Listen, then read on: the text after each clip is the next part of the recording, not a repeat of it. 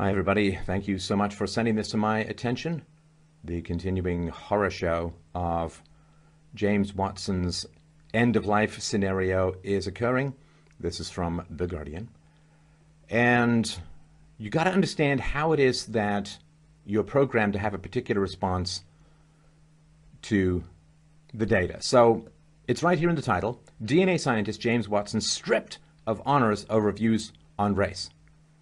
So it's not Dr. James Watson, which is correct. It's not recipient of the Nobel Prize. It's just James Watson, you know, Jimmy Watts, just like someone out of a Supertramp song. And you see here, it's his views on race.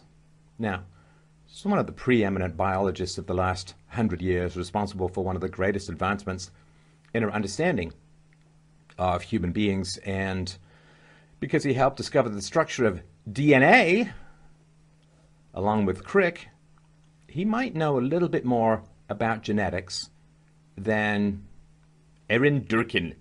Erin Durkin. Sorry, I know that's not an argument, but still. Erin Durkin. Yeah, why don't you just tell us all about genetics and how races differ and all of that, right? So here we go. We say New York laboratory cuts ties with 90-year-old scientist who helped discover the structure of DNA, revoking all titles and honors because of his views. And I see this all the time. People say, oh, Steph, well, according to your philosophy, your perspective, your views, it's like, no. If it's my views, it's not philosophy. It's my personal taste then. It's repulsive for everything that people say, oh, it's all subjective, everything's relative. Okay, well then you shouldn't correct anyone else, ever, right? Everything's relative, you should never correct anyone else. No such thing as truth, no such thing as reason, no such thing as objectivity, no such thing as rational evidence. Okay, then stop correcting anyone, right? It's like going around yelling at people that this ice cream flavor, not that ice cream flavor, is the right, proper, moral ice cream flavor. So maybe he knows a little bit about something. All right. So here it says, a New York laboratory has cut its ties with James Watson, the Nobel Prize-winning scientist who helped discover the structure of DNA, over, quote, reprehensible comments in which he said race and intelligence are connected.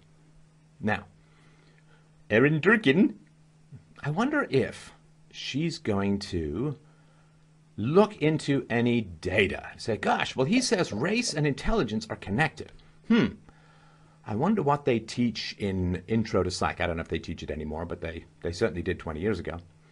I wonder what they're teaching. I wonder if there's any data, any facts at all behind the idea that race and intelligence are connected. No. So she's joining in this lynch mob, Erin Durkin, because she hasn't looked up any of the data. She hasn't said or looked up or understood that no one's been able to overturn the data that Richard Herrnstein and Charles Murray put together in 1994's The Bell Curve. Nobody has been able to overturn what the APA and other groups went behind in terms of supporting all of that data. Nobody's been able to overturn 100 years of solid testing among various races all over the world. According to the IQ test, nobody's been able to overturn that data. Be nice if they had. But it'd be nice if we live for 500 years, but I'm not planning for that. So, yeah, she hasn't looked up any. What she says, though, Erin Durkin, says that the comments, you see, are reprehensible. Reprehensible. Now, that, of course, is an emotional term. And the older I get, the more I realize how few people actually end up dismissing stereotypes, acting against stereotypes. So Erin Durkin has not looked up a single fact, but is using an emotional word to overturn information provided by one of the greatest scientists in the world. Now, I've not looked up what Erin Durkin says, but I'm pretty sure, given her perspective, that she's not pushing back against the magic modeling of climate change. Now, if you want to look at climate change versus racial IQ data is about, and I'm approximating here, 10 trillion times more validated than future projections of what temperature will be in 100 years. Right? It's all modeled, right? I programmed environmental modeling when I was a software entrepreneur. I know a little bit about this. And if you're looking at scientific data, you really want to look at what you've already collected, not what you project into the future. Like if you want to know how well a business is doing, the best way to do it is to look at the existing earnings curve rather than what people say it's going to be in the future, right? So we have 100 years of IQ data, more now. We have 100 years of IQ data from all over the world. And it all says the same thing. East Asians, IQs 103, 104, 105, and especially good at spatial reasoning, which is why you have so many Chinese and Japanese engineers and so on, right? Then you have whites, always normed at about 100, and then you have Hispanics in the high 90s, you have American blacks in the mid 80s, and you have sub-Saharan blacks in Africa in the low 70s. And there's more, right? So the indigenous population of North America is in the mid 80s, and some of the lowest is the Australian Aborigines and Pygmies, but this is, you know, again, I have to put the usual caveats in because people get hysterical over facts, and then they say, I can't imagine why there was an inquisition in the past. We got so hysterical over science, facts. Brain volume differs between the races. IQs, on average, differ between the races. And of course, there are brilliant blacks, and there are very unintelligent East Asians. You never judge the individual by the group average, but these are facts. And they're not facts projected 100 years in the future. They're facts objectively harvested 100 years in the past. And no, it's not, everyone's the same. Oh, well, it's culturally relative, and you have to know what the word regatta means. No, it's all been dealt with. Listen, if you ever want to make, this is my business offer to you. If you ever want to make about $1 billion, if you want to become a billionaire, all you have to do is create an accurate intelligence test that erases the differences between the races and accurately predicts their performance in the future, right?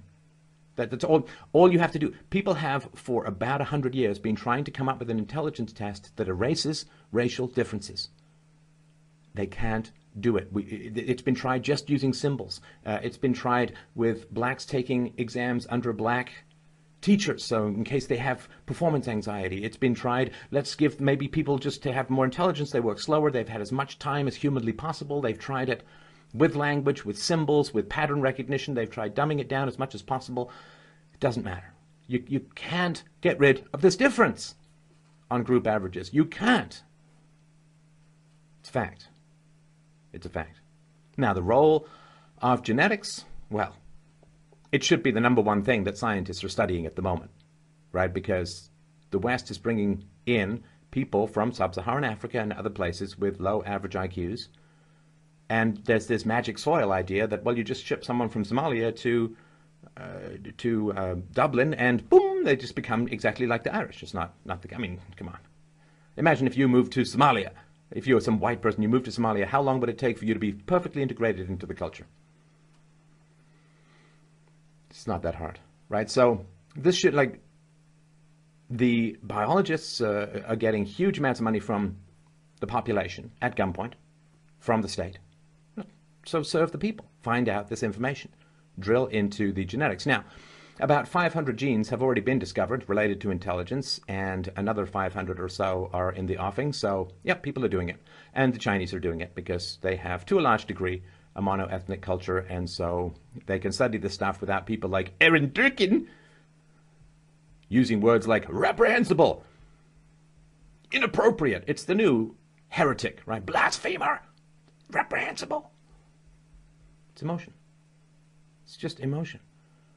And it's going to be such a disaster. All right. So the lab, and I quote, unequivocally rejects the unsubstantiated and reckless personal opinions Dr. James D. Watson expressed on the subject of ethnicity and genetics. Its president, Bruce Stillman, and chair of the board of trustees, Marilyn Simons, said in a statement, Dr. Watson's statements are reprehensible, unsupported by the science, and in no way represent the views of CSHL, its trustees, faculty, staff, or students. The laboratory condemns the misuse of science to justify prejudice. What is prejudice? Is prejudice related to the identification of facts? Is it prejudice to say that East Asians are on average shorter than Danish people? Is it sexism to say that women are, on average, less physically strong than men? I don't like how can prejudice be related to the statement of facts? I don't know what bizarre estrogen whirlpool of radical subjectivism and navigating by the sonar bat idiocy of feelings you'd have to be living in order to say facts are reprehensible. Data is reprehensible. There's no hatred in data. There's a lot I love about various ethnic communities. I've learned, I think, I was just going through this the other day in my head, I've learned a lot from just about every ethnicity and every race and every ethnic group that I can think of that I've encountered. And one day I may go over all of that. There's no hatred in facts. So Francis Crick, Rosalind Franklin, Maurice Wilkins, scientist, was one of the researchers who discovered the double helix structure of DNA in 1953. And just by the by, I think I was in my late teens. Yeah, I went to work up north doing gold panning, prospecting, and so on, and I just grabbed a massive armful of books, and one of them was the book that he wrote, I think with Francis Crick, about the discovery of DNA, which was very interesting. For some reason, I just remember that he liked to play ping pong a lot. So going back over 10 years, right, in 2007, the lab removed him as chancellor after he told the Sunday Times he was, and I quote, inherently gloomy about the prospect of Africa, end quote. Because, and I quote, all of our social policies are based on the fact that their intelligence is the same as ours, whereas all the testing says, not really. And I'm going to give you that again. What is false about this statement? Reprehensible. What is false? All our social policies are based on the fact that their intelligence is the same as ours, whereas all the testing says, not really. And that is undeniably, factually true.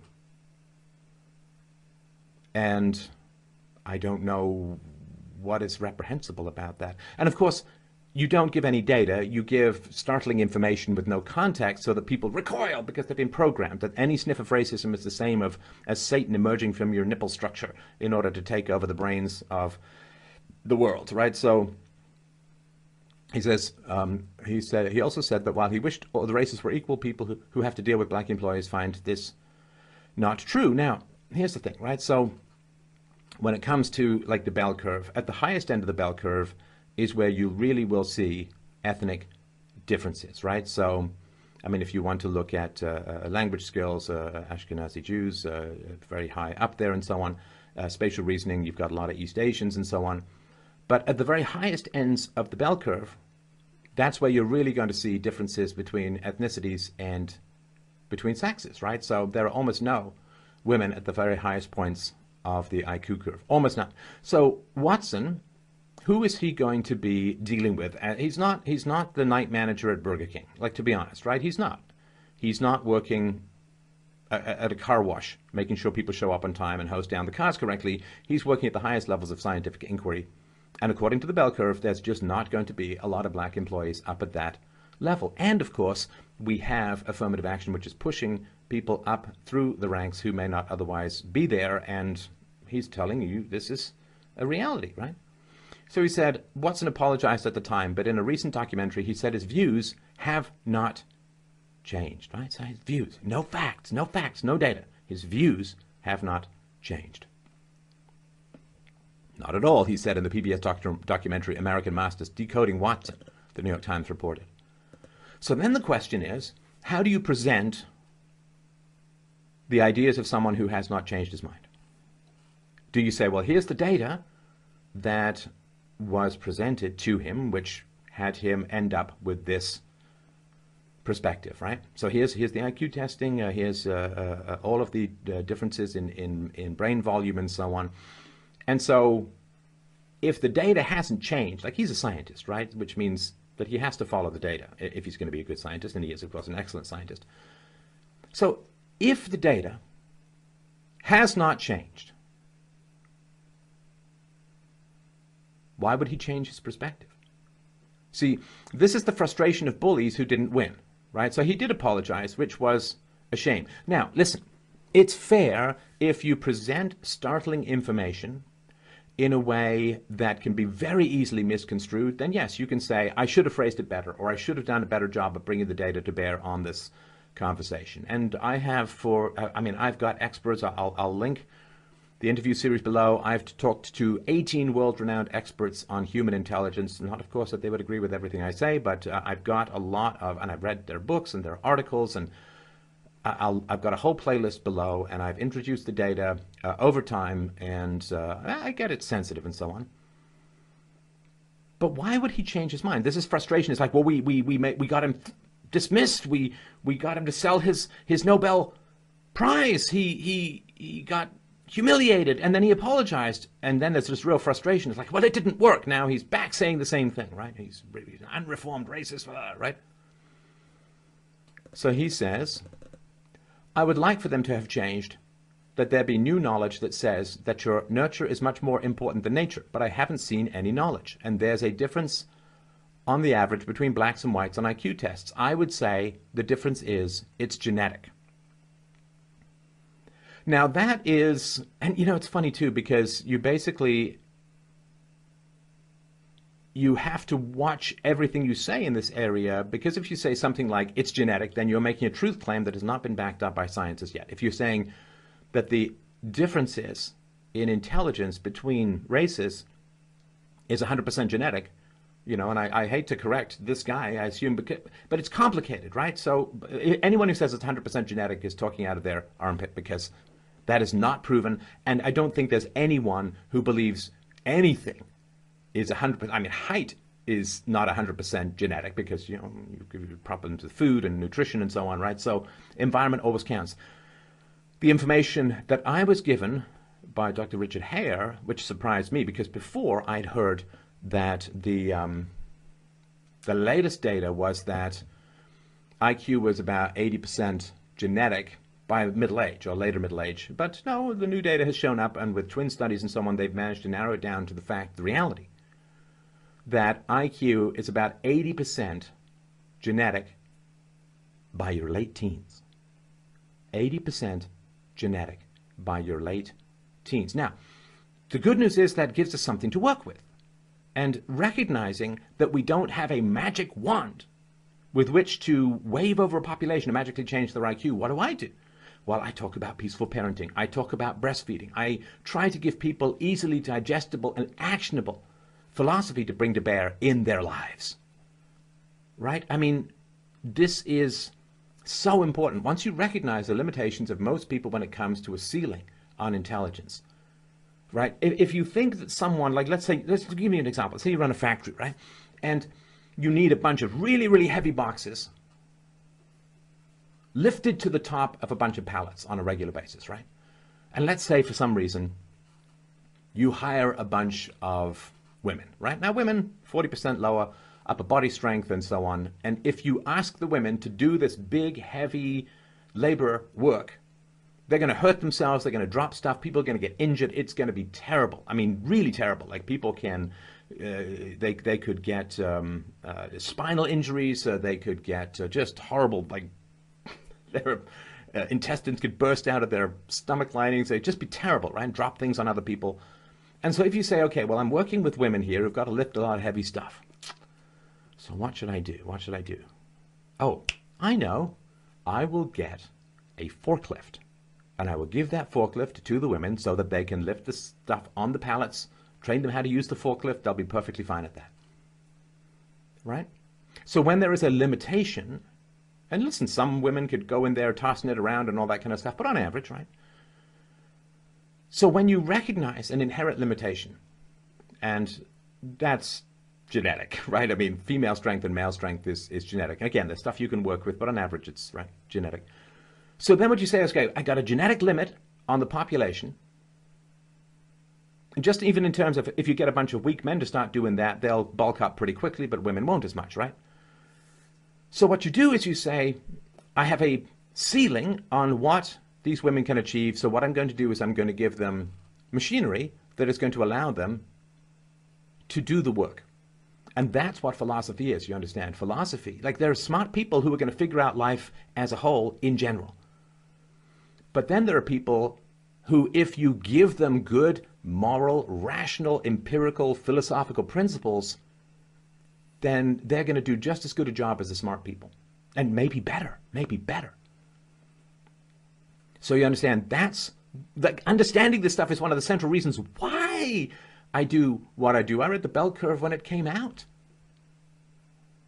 So knowing that, and it's not just about blacks or Hispanics or anything like that, just people, half of whites are below IQ 100. And so I want to help everyone who's not super smart to be able to use philosophy without getting all brain spider-webbed up in crap postmodernism from French pedophiles, right? It's like when I first got into computers, I was programming a pet with 2K, and it was really, really tough. And it was hard to use computers, very hard to use computers back in the day. Now, with a cell phone, the user-friendliness of the interaction has become so powerful that just about anyone can use a computer, just about anyone, right? The user interface has become so user-friendly, so powerful, that just about anyone can use it. That's my goal with philosophy, to create a user interface to philosophy that's so accessible that just about everyone can use it. So the idea that there's hatred in this, no. If you really hate the women, you'll keep having them try and load up these giant pallets and crush themselves. That's really hating women. Get them a forklift, you understand, so they can do the job without harming themselves or others. All right, so they're revoking Cold Spring Harbor Laboratory, revoking Watson's honorary titles, Chancellor Emeritus, Oliver R. Grace, Professor Emeritus, and Honorary Trustee. And, you know, I got to tell you, as a guy who survived surgery, chemotherapy, radiation, right? See that nice little assassin scar on my neck? As a guy who survived cancer, I take it very personally when a cancer researcher is fired. A brilliant cancer researcher is fired, because your racial hysteria might easily stand between me and my old age, between me and not dying from cancer again. So, yeah, it really, really pisses me off, this kind of stuff. You can have your racial hysteria, go take it somewhere else, and don't interfere with stuff that might actually save human lives. So, the lab said the latest comments effectively reversed the written apology and retraction he made in 2007, could no longer be associated with him. He said the statements he made in the documentary are completely and utterly incompatible with our mission, values, and policies, and require the severing of any remaining vestiges of his involvement. Simons and Stillman said, completely and utterly incompatible with our mission, values, and policies. That is quite interesting. I guess, dudes, Simons and Stillman, what the hell are your mission, values, and policies if they don't have anything to do with or are utterly opposed to the basic dissemination of factual data in psychology, of factual, empirical, scientific evidence and data? What are your mission, values, and policies? Well, their mission, values, and policies is to not be hated, to continue to get government grants, to not be protested or firebombed or something like that. We all know, right? And this is the funny thing, and it really is very tragic when you think about it. If you don't understand and accept ethnic IQ differences, you end up hating white people. You just do. You do. Because you say, well, the only difference between Europe and Africa is that Europeans stole, and slavery and pillaging and colonialism and imperialism and grabbing all the resources and right? So you end up fomenting this massive amount of hatred. And listen, I see this every single day. If you check out my video, The Truth About South Africa, just scroll down through the comments from the blacks. It is a never-ending torrent of anti-white racial hatred. The whites stole the land from the blacks in South Africa. We're stealing it back. It's karma. What goes around comes around. Now you cry and you did it to us, and right? No, it's largely empty South Africa. The whites came. They built up the land, and they bought it, or they homesteaded it or whatever. I mean, there were original indigenous populations, the Khoi and the San, but they're almost all dead now, largely killed off by the blacks. But anyway, So you can see all of this racial hatred if you don't accept these ethnic IQ differences. But here's the thing.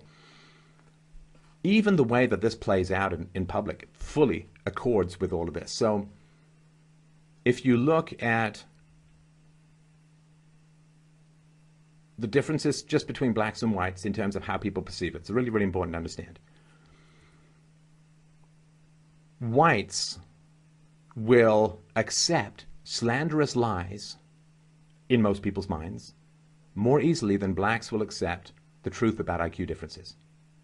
Right? So you have this conflict, right? You have blacks not doing as well and you have whites doing better. Now you have East Asians doing better, right? So this supremacist stuff is like, I just look at the data. If I was some sort of supremacist, I'd choose every metric which had whites at the top. And whites are not at the top of the IQ ladder.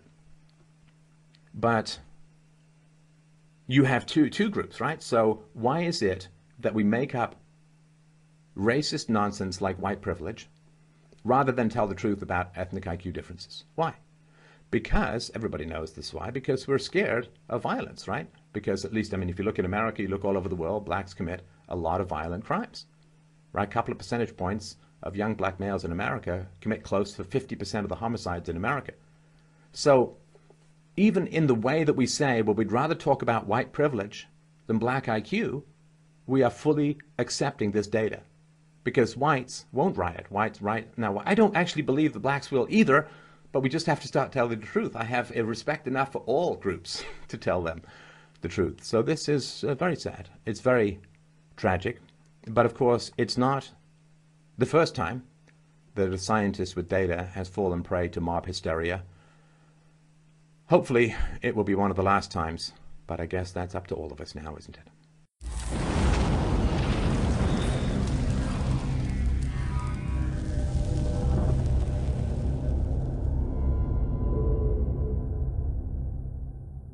Cold Spring Harbor Laboratory on Friday revoked several honorary titles from its former director and Nobel Prize-winning pioneer in DNA research, James Watson, after he again reiterated the fact that IQ differences exist between races. He first said this in 2007. He told the Sunday Times Magazine of London that he was, quote-unquote, inherently gloomy about the prospect of Africa because all our social policies are based on the fact that their intelligence is the same as ours, whereas all the testing says not really. He also said he hoped that everyone was equal, but that people who have to deal with black employees find this not to be true. Okay, and he was actually very sympathetic about this. Well, recently he was on a PBS documentary, Decoding Watson, and he brought this up again. The producer had asked him about if his views on race and intelligence had changed, and he responded, "No, not at all. I would like for them to have changed, but there be new knowledge which says your nurture is much more important than nature. But I haven't seen any knowledge, and there's a difference on the average between blacks and whites on IQ tests. I would say the difference is that it's genetic." All right, so let's take a look at actually a clip from the documentary.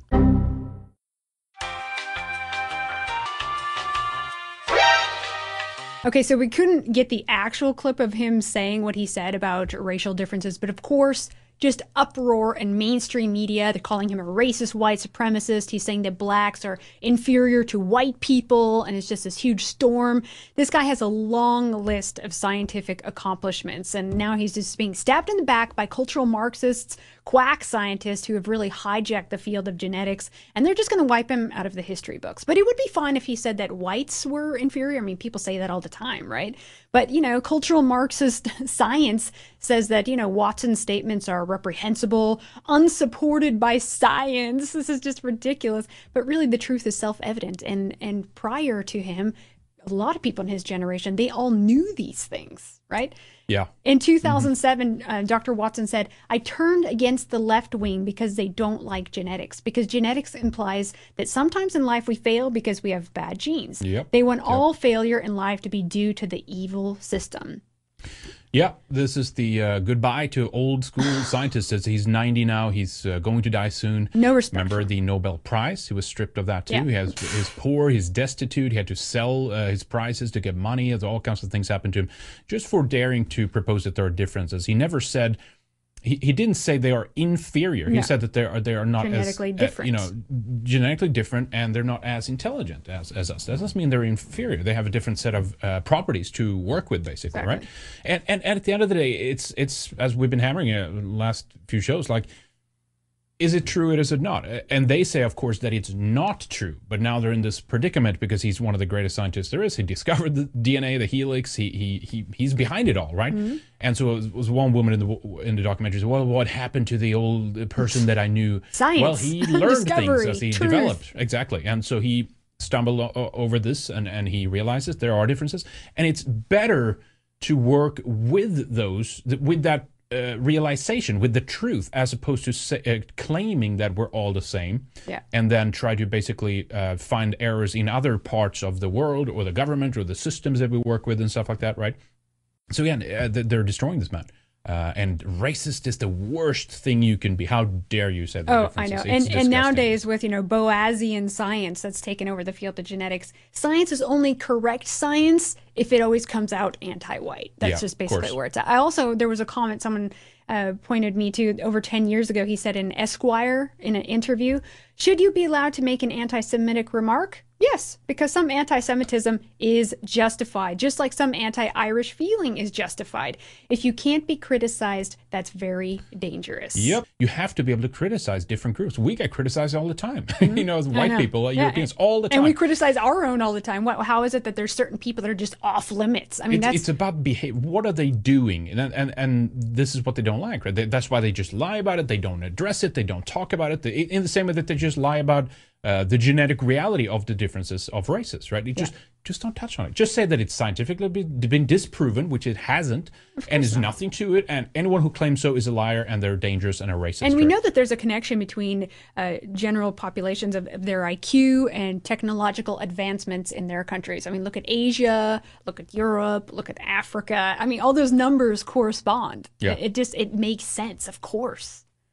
Yeah, it's horrible to see a man go down like this, to be honest, but this is what they do. They ruin and wreck the best among us and some of the most brilliant people because they hate truth. They hate European achievement, so it's almost also about tearing him down for thinking that somehow he was first onto this, right? And kind of what is he? An Anglo-American, right? Catholic. Even worse, right? So anyway, it's horrible, but it's up to people like us to continue to prove him right and hold up his legacy and show that he is a true hero. He's a hero, and he doesn't hate it. He doesn't hate blacks. That's the thing. Benevolent. I mean, it's just ridiculous. The comments, but again, it would have been fine if he said there's genetically European people have lower IQ than blacks. Yeah. Or we found a racist else. gene, and it's only in white people, right? No problem. Look at this. I mean, they already turns talk like out, that. No, CNN, I don't want news from you. Bye-bye. They don't have a lot of diversity here. It's just Finns and Finns and Finns, and everywhere you look, they are just Finns. So it's a bit difficult to blend in here. But I think that's something that is solvable in the near future because more and more immigrants are coming here, and it's good for the society.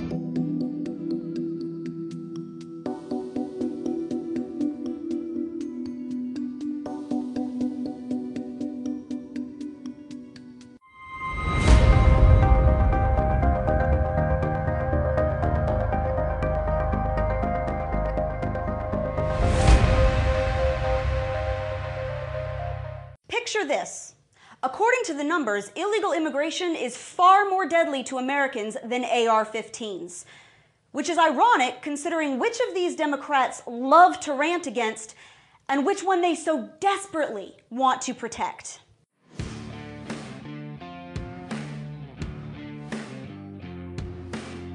Hey everybody, I'm Brittany Hughes. This is MRC TV, and here's a reality check. Feel free to pass it along. According to the FBI, between 2012 and 2016, an average of 295 murder victims were shot to death with rifles each year. Rifles that include so-called assault weapons like the big scary AR-15. Now, it's impossible to know exactly how many Americans are murdered by illegal aliens each year because literally no one keeps track. However, Even a 2018 Snopes article that argued in favor of illegal immigration estimated that according to reports from the Government Accountability Office, a conservative average of 456 criminal aliens are arrested for homicide every year. Now, for the sake of argument, let's assume that each of these aliens killed one person. Let's also assume that each one of the rifles used to murder somebody was an assault weapon, like an AR, and that each one was fired by an American citizen. That would still mean that according to the data we do have, an average of 35% more people are killed each year in the United States by illegal aliens than are shot to death with rifles like the AR-15. That number becomes exponentially greater when you include Americans killed by illegal alien drunk drivers or internationally smuggled drugs. Now, we have to estimate because there's still no database that tracks how many people are killed each year by criminals who shouldn't even be here. What we do know for sure is that according to U.S. Immigration and Customs Enforcement, more than 158,000 illegal aliens were arrested by immigration officials in fiscal year 2018 alone.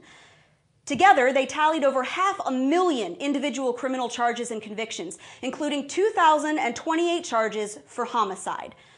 Another 81,000 or so were for DUIs, more than 76,000 were for drug crimes. There were about 51,000 assaults, almost 13,000 burglaries, nearly 12,000 weapons offenses, over 5,000 sexual assaults, and more than 2,000 kidnappings. And those are just the big crimes. If so-called assault weapons like the AR-15 are so dangerous that Democrats want to strip millions of Americans of their legal, constitutionally protected right to own them, then why don't they show the same concern over illegal aliens who have proven to be far more of a threat? Why do they target inanimate objects but pass laws that deliberately release countless criminal aliens back into our communities to victimize millions of law-abiding citizens? When one person is shot with a scary-looking rifle, it's cause for national outrage and the demonization of 6 million NRA members. But when an illegal alien kills a cop, we get radio silence. Consider this. The week before Christmas, an illegal alien in California named Gustavo Garcia went on a crazy crime spree during which he shot and wounded several people, killed another, carjacked a truck, and led police on a high-speed chase that included a highway shootout and ended in a deadly car crash that left 4 other people hurt and 1 in critical condition.